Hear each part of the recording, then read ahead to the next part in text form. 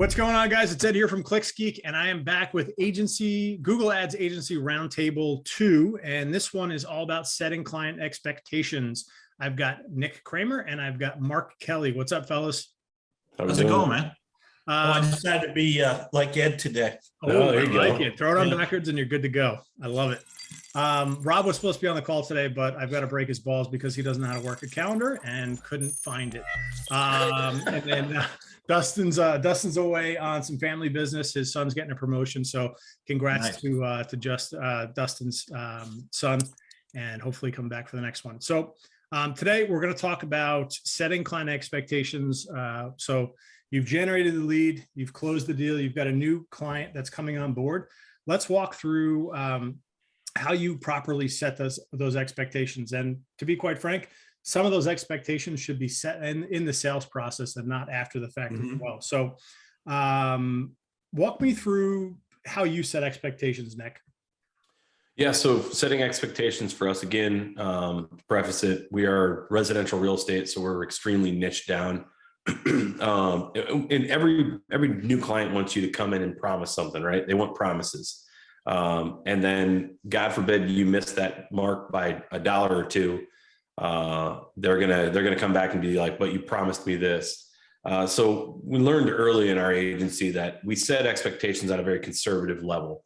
So we let them know what we expect of them, and then let them know what they should expect of us. We expect you to follow up with that lead immediately. We expect you to have a good follow-through system.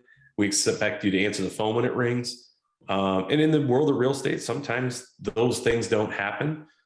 So when we start to have our follow-up calls with them about their leads and how they're doing, we'll have that follow-up and saying, hey, we expected to get these numbers. We expected this and this from our side. How are things on your end looking? And what do those leads look like? Because honestly, when we set our expectations, we'll tell them, and I tell everybody, like, it's the classic Mike Tyson comment. Everybody's got a plan until they get punched in the mouth, right?